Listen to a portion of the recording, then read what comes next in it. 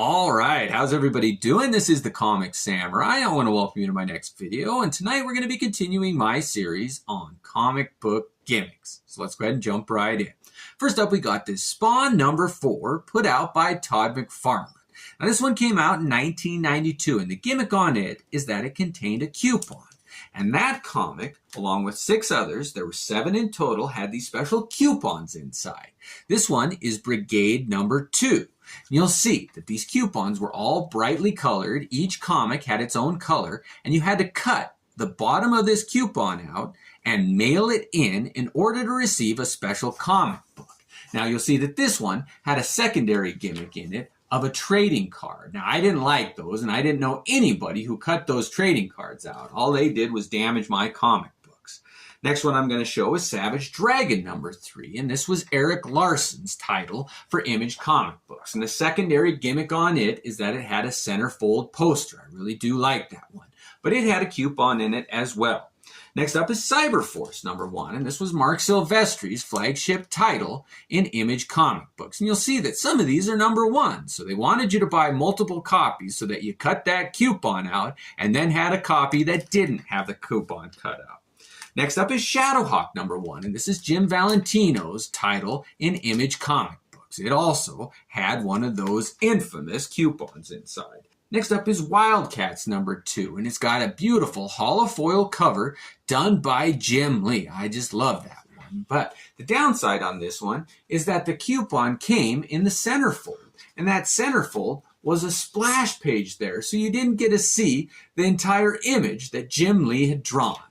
The nice part is they did come out with a newsstand edition of that comic book, and it didn't have that holofoil on the cover, so you got to see that beautiful Jim Lee art unobstructed. It does have a UPC symbol in the corner there. And when you open this one to the centerfold, you get a good shot of that dramatic image done by Jim Lee. Oh, he really did capture a team shot there. The last comic that they put out that had a coupon there was Youngblood number 0, and you'll see that it's got a beautiful Rob Liefeld wraparound cover there. Now the coupon on this one did have a couple of corrections. Apparently they misprinted the zip code on a lot of the coupons here, so this one had to correct that, and they did have to change the date. Image Comics was notorious for running late, so they had to push back the date from December of 1992 to February of 1993. And you'd cut all those coupons out, mail them in with $2.50 for shipping and handling, all to get this Image number 0. Now, this was one of the worst received gimmicks that I know of. When people got this comic, they were expecting something spectacular for destroying some of their comic books, and this was a letdown. The story that usually gets credit for being halfway decent is Erik Larsen's Savage Dragon, but all the other one left a lot wanting. Now, I didn't cut any of the coupons out, and I found this copy of my Image number 0 in a dollar bin. Next up, we got Boffo Laughs number 1, put out by Paragraphics. Now, this came out in 1986, and it's the self-proclaimed first ever hologram cover there. And oh, I really do think they chose a great image to give that hologram treatment to. Nothing captures your imagination like an eyeball. And oh, that is such a great 3D treatment. It's like the window into the soul. It really is a great image that they chose to make into a hologram. That is so much fun. I think as a debut for a hologram, they couldn't have picked a better subject. Next up, we got Necroscope number 1, put out by Malibu Comic Books. And of all of my hologram covers, I think this is the most underrated of the bunch. That stark black background just offsets that hologram of that skull so good. They must have had some kind of a sculpture. I mean, you can see deep into those eye sockets there. It really is unlike any other hologram cover I have ever seen, and what a great choice. That haunting skull, you get to see every tooth, every detail, all the nooks and crannies of that skull. It really is just a haunting image and perfectly set to that Necroscope cover. I really think it blazes like the Ghost Rider. They should have done this on one of the Ghost Rider covers. I mean, it just is something to see there. I love being able to find all the facets and angles and details set off in that amazing cover there. Again, the most underrated hologram cover I have ever seen. I absolutely love that cover. Next up, we got X Factor number 92. Now, this Fatal Attractions line ran through all the X titles in Marvel comic books, and this was kind of a strange application of a hologram. It was just a plastic sheet that they kind of glued onto the cardstock cover, and this one featured Havoc shooting his plasmic mutant power into the viewer there, and oh, it is kind of a neat sculpture there, though, that they turned into a holographic image. Next up is X-Force number 25, and this one had the hologram on the cover of Cable. You get to see that character there blasting at the viewers, and you hit it just right, and his laser beams burst forth. That is fun, and you also get to see that added bonus of his eye, that cybernetic eye there, light up when you get the light just right on it there. It sparkles and gleams just like it was drawn. Oh, that is so much fun there. I love an interactive comic book that changes at certain angles. 304 of the Uncanny X-Men is next here, and we get an image of Magneto in the hologram, and you get to see all those items that he's manipulating with his magnetic power there. It really is just a great use of the holographic technology there. Oh, you can almost feel his power there. Next up, we got X-Men number 25, and this one chose to feature Gambit in the holographic treatment there, and you get to see him throwing his cards at the viewer, and it's like that card is on a whole different level. It really does come out at the viewer there. I love a good holographic image, and this one is one of my favorites. That's fun. Next up, we got Excalibur number 71, and they chose to do a hologram of Nightcrawler on this one, and it really is a great image they were able to capture there. Him coming at the viewer there, and he's teleporting into existence, and then he disappears, and then he appears, and he's there right in front of you, and you can almost smell the brimstone. Oh, that really is just a great image they were able to capture. I love when they do a great image of Nightcrawler, and this one is unlike anything I had seen before. It's like he really exists in the third dimension, and I love that about this comic. Next up, we got Wolverine number 75, and they've got an image of him getting the adamantium ripped out of him here. But in the hologram, they chose to do like a sculptured image of him. Look at his sparkle on his claws there. It's like you're in the alleyway with him there. They really did a great job of sculpting an image of Wolverine with those claws coming at the viewer in the third dimension. You really get an idea of what adamantium looks like there, and I love how it interacts and changes and toggles between the sparkles on his claws. That really is just a fun image, and the first time you get to see Wolverine in the third dimension. Next up, we got Robin 2, the Joker's Wild Collector Set. Now, this was a set that was sold in this poly bag here, and it came with a trading card that was just a hologram of the image that was contained on all of these covers here. Now, they were pretty interesting covers that integrated that image into the cover there. You get to see Robin, and it's just a good choice of the Joker carrying like a holographic card there. Now, the next one up is the non-holographic cover, but it was included in that gimmick of that bagged set. Next up, we got a cover done by Kelly Jones. And this was an interesting one of Batman hovering there, but that holographic card of Robin is what really caught your eyes when it was on the stand. Next up, we got an image of the Joker there, and again, that Robin holographic card was integrated into the cover. And finally, my favorite cover of that first issue is this one, where you get to see the Joker in a straitjacket there, and you get to see Robin's image in a hologram above him. And when you catch the light just right, it really is like a reproduction of his costume's cover. You can see his red chest and the green back of the cape, the yellow underneath. That's a fun one. Next up, we got Cyber-Rad number 1, put out by Continuity Comics here. And I thought this image was a bit busy, a bit muddled. But that hologram, they chose to do an image of this robot, cyborg type being coming at the viewer. And it's got all kinds of different layers there and colors. And it is so fun to play with in the light there. I really do dig that one. Now, they came out with a different version of that. And this was the foil version. You can see that the trade dress has got a foil treatment there. And some of the lines that are coming out are also done in foil. But it's that same holographic image that is just amazing to me. I really wish they would would do more of these creative holographic covers. I didn't mind shelling out a few more bucks for that. They were so much fun. It was like a story told in a single image right there. Next up, we got Spectacular Spider-Man number 189. And for Spider-Man's 30th anniversary, all of the titles in his line got a holographic treatment. This one was one of my favorites. You can tell that it's a Mark Bagley image that they gave that holographic treatment to, and his web there was a different layer. It's coming out at the viewer there, and you get to see the moon in the background, and that cityscape done in a holographic image. That is just a great use of that technology. It's like a sculpture of Spider-Man floating in the air on the cover of a comic book. I think that's a great win.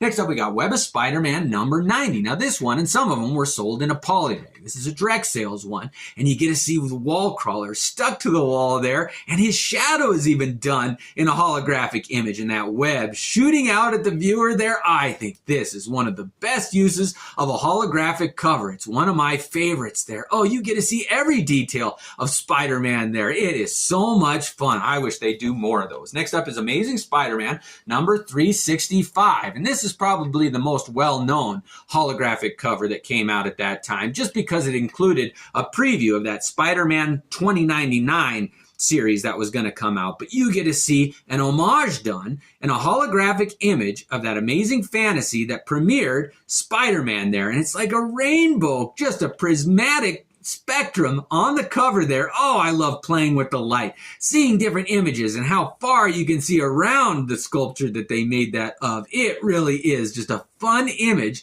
that exemplifies what they can achieve with holographic covers. Next up, we got Spider-Man number 26, and this was the last one that integrated a hologram on the cover for that 30th anniversary, but it begged you to turn the comic book upside down so you could see the wall crawler and how he was swinging on his web there. But it is a fun image of him really swinging upside down in a cityscape, and how they shift at different views. It's like a parallax image. The backgrounds move differently than the foregrounds, and that web coming out at you. Oh, you get to see all of his details of his costume there on the cover. That is such a fun use of holographic technology. Next up, we got the Incredible Hulk number 425. Now this one, you get to see Bruce Banner transforming into the Hulk in 3 or 4 different stages. And the first one there, they did the outline of the hologram in the shape of Bruce Banner's body and in the image of him getting hit by the radiation. Oh, there's so many different layers going on in this comic book. It's like you get to witness that gamma bond explosion, the creation of the Hulk in that hologram there. Oh, the depths, the layers there. This is one of my favorite uses of a holographic image. I love that cover. Next up, we got Wolverine number 100. Now, this one was a fun cover. They integrated that image of Wolverine's skeleton on top of Wolverine in his costume. And you can make out that they were almost perfecting the holographic technology, where you get to see his costume has got the colors that are really on it, the yellow, the blue. Somehow they got a hologram to transfer colors too. And that's rare. The ones before it were just shapes that you made out. But here it was really like the colors were captured in the hologram.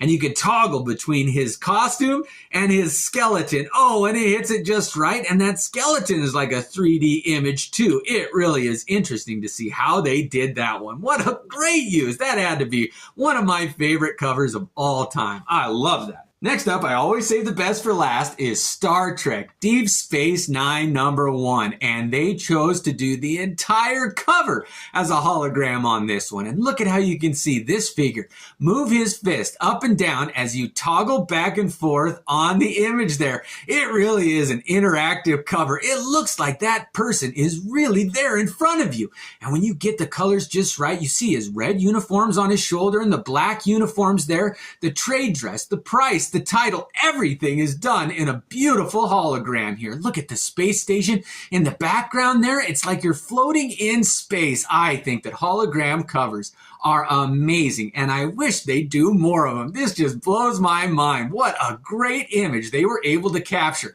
on the cover of that comic book. Next up is Spider-Man number 16, and this is the first part of a crossover between Spider-Man and X-Force. And the gimmick on this one is that it's a horizontal comic here. And this one happens to be Todd McFarlane's last issue on the title also. And there's a little call out to that with Spider-Man's word balloon saying, "Bye, Todd," there on the cover. Next up, we got X-Force number 2, and this is the second part of this crossover here, and this was Rob Liefeld's take on a horizontal comic book here. Now, if you haven't read this one, I highly recommend it. The colors on this one were unlike any other comic I had ever seen. The next horizontal comic that we're going to show is Fantastic Four number 252, and this was John Byrne's take on a sideways comic books. But the thing that makes this one really special is this little blurb here that says this comic book contains a free tattoo. Now, a lot of these were removed because this Amazing Spider-Man number 238 also had the same tattoo in it. So people would remove it and put it in this one because this one is the first appearance of Hobgoblin. It's quite a valuable comic book. Now, we're going to take a look and see if we can't see what the tattoo looks like. Inside is this little paper envelope here, and this side of it just has an advertisement on the front cover, but when you turn to the back cover here, there's a paper envelope here. Now this side has got a little blurb of an advertisement on it, and the back has got some instructions. But when you hold this envelope up and shine a light through it, you can see that mine has that little square there of the tattoos. And one of the tattoos is a Black Widow, and the other one is a strawberry there. So it really does have both of the tattoos still contained in it in that little white square in the paper envelope there. That is a fun one. I hope everybody got to see the tattoos in this Amazing Spider-Man for the first time. Next up, we got Legacy number 1 by Majestic. Now, we're going to be moving into my next gimmick, and it's one of my favorites, glow-in-the-dark covers. Now, I'm going to show all of these in least impressive to the most famous ones. So I want you to take a look at each cover and see if you can guess what area is going to be glow in the dark. We'll switch the lights off and get a good look at them. Here we go. So when we hit this one with the black light, it really doesn't reveal much of the glow in the dark, but we're going to hit it with some ultraviolet light, and you'll see right here, there's just a little face that glows. It's kind of a fun one. Here we go. It's just that face there. They had that whole area, the whole cover, and they used only that small corner there to put that glow-in-the-dark face. Next up, we got Sandman Special number 1, and this one was written by Neil Gaiman, and it's kind of a classic cover here, but see if you can guess what areas are going to be glow-in-the-dark. We'll hit the lights and check it out. So you can see they overlaid that image of the face on the cover there, and there's some type at the bottom that says, "In dreams, I walk with you." I wish they'd have written it a little more clearly. It is kind of hard to make out, especially in the glow-in-the-dark ink. But let's go ahead and hit it with the darkness and see that face glow. Again, it's just a face and a little bit of type that says, "In dreams, I walk with you." It is kind of a haunting image, but a little bit abstract if you ask me.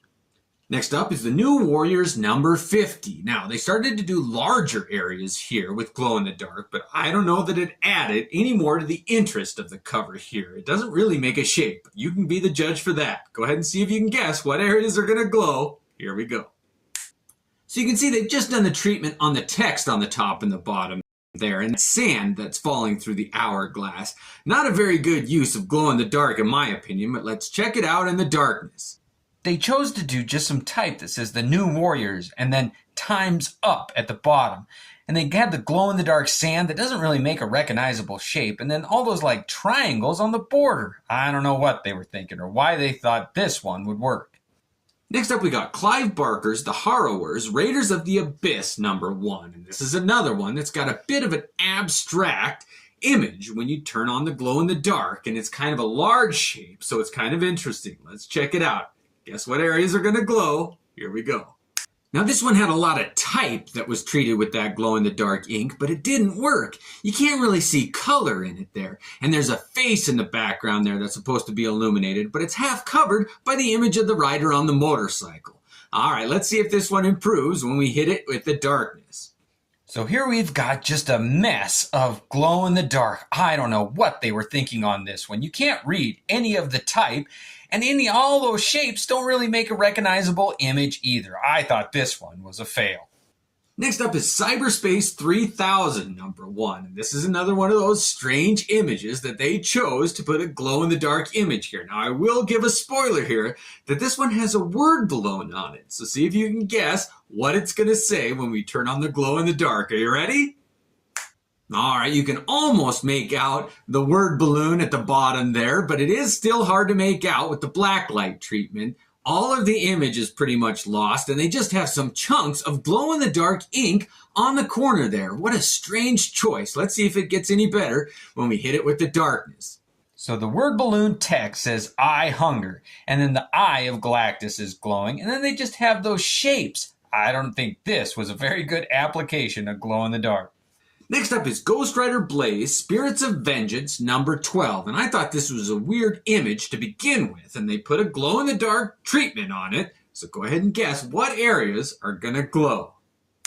Now on this one, they just used the glow-in-the-dark treatment on those stripes, those abstract stripes coming in from the edges. Not even on the title there, and you can't make out that it's a skull in the middle, just some eyes, and the color doesn't transfer well. Let's see if it gets better in the darkness.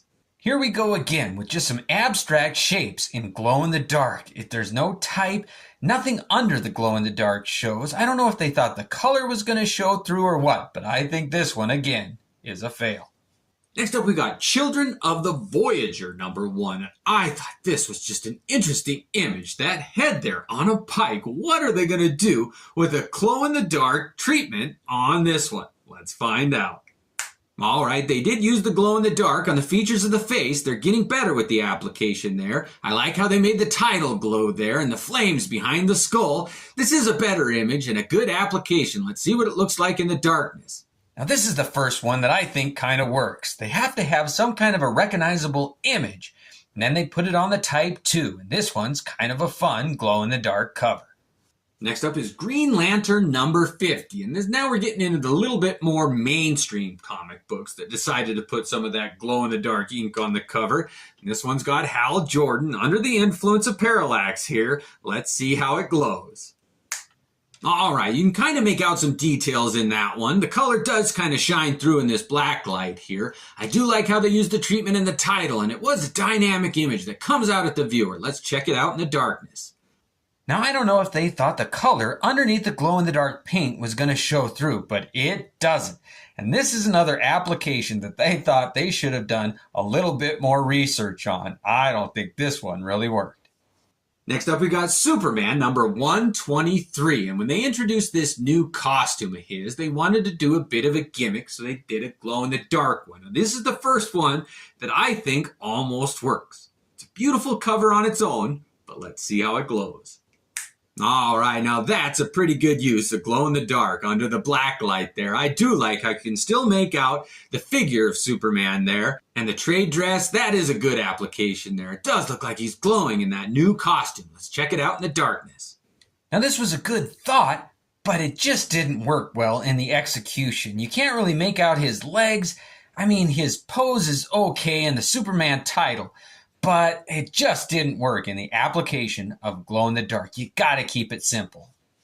Next up, we got Shadowhawk number 3. And this is the first one that had glow-in-the-dark images on the front and the back. I thought it was pretty interesting. I'm going to let you take a look at the front here. You can see what areas you think are going to glow and what could they possibly do with that back image there to make it glow. But let's check out the front first. We'll put it under the light and then we'll check out the back. Here we go. Now that's a dynamic image of Shadowhawk perched on the edge of that gargoyle there with the lightning crashing behind him and the window silhouette. I do like that one. Let's see what it looks like in the darkness. So here's the front here, and you do get a good shot of Shadowhawk standing in silhouette there, and it almost works on this one. Let's go ahead and take a look at the back. Now that's an interesting use of glow-in-the-dark. That is a good job to sell your logo there. It is emblazoned in your eyes when you see that. Let's go ahead and see what it looks like in the darkness. Now, I don't know who they thought was going to turn the comic book over and see this image, but it was a creative use of advertising in glow-in-the-dark ink. I like that. Next up, we got Daredevil number 321. And this one is a full wraparound cover that's got a glow-in-the-dark treatment here. Now, we're going to turn the lights off, and you're going to see how that glow-in-the-dark image takes that black light. All right, so in the black light there, you get to see Daredevil perched. And the outlines of that building, it does kind of look like his echolocation there, his radar senses. You do get a good sense of that. I like it. However, I wish they would have done more glow-in-the-dark on that dragon thing that he's perched on top of. Let's see what it looks like in the darkness. Now this one is a pretty good wraparound cover there. You get to see Daredevil with his echolocation there, and the silhouette of the building that he's standing on and those gargoyles, his echoes bouncing off of the horn there. That one's the first one that I think is done pretty well. Next up is the Spectre #1, and they introduced this series with a glow-in-the-dark cover. This one was actually a trilogy of glow-in-the-dark covers, so there's going to be 3 in a row. I want to know which one you think is the best. But let's go ahead and check out this one when we throw it in the glow-in-the-dark light. All right, now that's how you do glow-in-the-dark. Look at how you can make out all those skeletons that are munched together to make one big skull behind the image of the Spectre there. This is getting closer to what I like. Let's check it out in the darkness. For first issue, that's pretty impressive. It is a bit of a mess, though. I mean, you can make out the basic shape of the skull, but the figures get lost and the Spectre gets lost in it a little bit, but glow-in-the-dark's always fun. All right, we follow that one up with Spectre #8. This is the second of the trilogy here. And let's see if we think this is the best of the 3. But it's an interesting image on its own, and when we hit it with that light, it's going to change it for sure. All right, in the black light here, you can still see the shape of the Spectre's image there and the skeleton underneath him and all those people in the crowd and their skeletons too. This is the perfect level and the perfect cover to use a black light on, where you can still kind of see the image, but you get that highlight of the glow-in-the-dark ink. Let's see what it looks like in the darkness. Now this one is a win. That's how you should do it. Simple figures that are recognizable. I love seeing those skeletons. It's fun to toggle back. You can turn the light on and off and see the figures and then see their skeletons underneath. Oh, this is a great one, and the second in the trilogy. All right, the last one in that trilogy is #13. Decided to put a glow-in-the-dark treatment on lucky #13, and I think this was a beautiful image that pays homage to the Sleepy Hollow Headless Horseman image here, but let's see how it glows under that black light. And again, I do like this one where you can see the image that was printed along with the glow-in-the-dark ink. That black light was a good application here. This is an homage to that Sleepy Hollow Headless Horseman image there, and I like it. Let's go ahead and see what it looks like in the darkness. And the third one is amazing with those skeletons, the figure, and the horse there, and he's holding that jack-o'-lantern up like the Headless Horseman. Oh, I do like this image here. I just wish that they would have included a little more detail. The bottom half of it gets lost in the muddle, but it's a fun one. All right, I always save the best glow-in-the-dark for last, and this is Ghost Rider #15. It's probably the most famous image that got a glow-in-the-dark treatment here, and it is by far my favorite. Everybody loves this cover, and for good reason. It stands alone without the black light or the glow in the dark as just a beautiful cover. But when you turn on that black light and see it glow, it really is a thing of beauty. Let's go ahead and check it out. Are you ready? All right, now that's how it's done. Glow-in-the-dark skull by Mark Texeira. What an image. This is an iconic one. It's one of my favorites. I love just staring at it. When I'm done looking at my comic books, I shut the lights off for the night and that flaming skull is burned into my retinas. Ah, it's so much fun. Let's see what it looks like in the pitch black darkness. And there it is, my all-time favorite glow-in-the-dark cover, a Mark Texeira image of the Ghost Rider's flaming skull, and what a perfect choice for a glow-in-the-dark cover. My all-time favorite gimmick cover. That is a great glow-in-the-dark cover there. I love that one. All right, I always save the best for last, and here it is. This is my all-time favorite comic book gimmick. Now, I've had other comic book gimmick covers that were my favorite, but this is my favorite book. And the gimmick on this one is that in 1985, Harlan Ellison and Jim Starlin got together and they decided they wanted to do a comic book for charity. So all of the proceeds of this book went to famine relief in Africa. And I think that that is a novel and amazing thing that they did. And I love this cover done by Art Adams. But in addition to him, I want to read you a list of some of the names that were involved in the making of this comic book. I think it's important to recognize them. And this is a star-studded list. We got Stan Lee, John Romita Jr., John Buscema, who did a piece inked by Klaus Janson, John Byrne, Stephen King, Charles Vess, Alan Moore, who wrote a story that was drawn by Richard Corbin, Harlan Ellison, who wrote a story drawn by Frank Miller that was inked by Bill Sienkiewicz. Chris Claremont, who wrote a story drawn by Brian Boland. John Bolton, Denny O'Neil, Jim Shooter, Howard Chaykin, Louise and Walter Simonson, and of course, Jim Starlin and Bernie Wrightson were the two who spearheaded this event. And along with Jim Shooter, who put this comic out through Marvel Comic Books, they raised between $150,000 and $500,000 back in 1985, and I think that is commendable. I think comics can be a medium that can bring people together. We can have passionate discussions about heroes and battles and storylines and what we liked and what we don't. We can disagree, but at the end, we can all share the enjoyment of this medium. And it really is something special for me. It gives me hope. And isn't that fitting that my favorite comic book with a gimmick is Heroes for Hope? I hope you enjoyed the 6-part series that I did on my favorite comic book gimmicks. I have a bonus video in line that I'm working on now, so there's one more coming down the chute. But I thought this was a great way to wrap it up. I hope you enjoyed it. Thanks for joining me and have a great night.